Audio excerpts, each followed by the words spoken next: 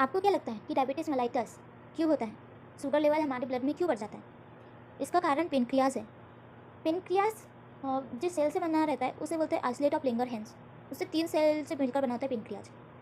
वो 3 सेल है जैसे alpha cell, beta cell and delta cell.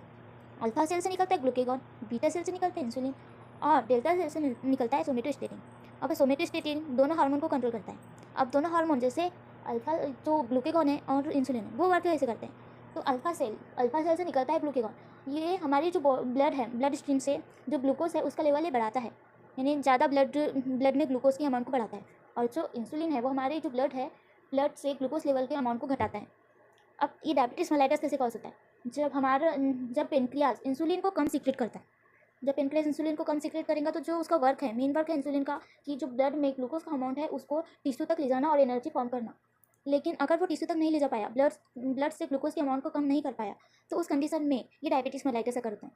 अब ऐसा नहीं है कि डायबिटीज़ मेलाइटस यही कारणों से होता है।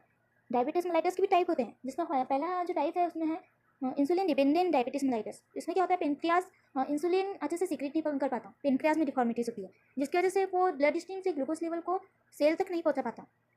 एंड जो सेकेंड डायबिटीज़ मेलाइटस है, जो सेकेंड टाइप है उसका non insulin dependent diabetes mellitus. इस कंडीशन में जो सेल है वो इंसुलिन को यानी ग्लूकोज के लेवल को अपने अंदर नहीं ले पाती। इंसुलिन अपना वर्क करता है लेकिन उसमें क्या रहता है, जो टिश्यू है, टिश्यू एनर्जी को फॉर्म करने के लिए वहाँ से ग्लूकोज के अमाउंट को अपने अंदर लेता है टिश्यू, लेकिन वो नहीं कर पाता, तो इसको बोलते हैं non insulin dependent diabetes mellitus. Thank you. अगर इसके बारे में और आपको जानकारी चाहिए तो प्लीज़ सब्सक्राइब माई चैनल। आपको क्या लगता है कि डायबिटीज़ मेलाइटस क्यों होता है? शुगर लेवल हमारे ब्लड में क्यों बढ़ जाता है? इसका कारण पेनक्रियाज़ है। पेनक्रियाज़ जिस सेल से बना रहता है उसे बोलते हैं आइसोलेट ऑफ लैंगरहैंस। उससे 3 सेल से मिलकर बना होता है पेनक्रियाज़। वो 3 सेल है जैसे alpha cell, beta cell and delta cell. Alpha cell से निकलता है ग्लूकेगॉन, बीटा सेल से निकलता है इंसुलिन और डेल्टा सेल से निकलता है सोमेटोस्टेटिन। अब सोमेटोस्टेटिन दोनों हार्मोन को कंट्रोल करता है।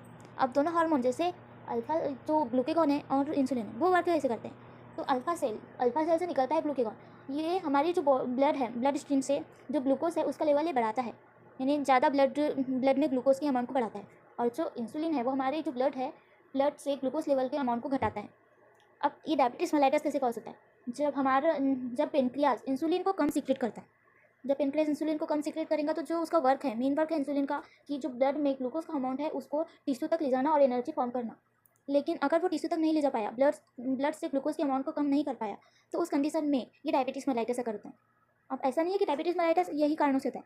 डायबिटीज़ मेलाइटस के भी टाइप होते हैं, जिसका पहला जो टाइप है उसमें है इंसुलिन डिपेंडेंट डायबिटीज़ मेलाइटस।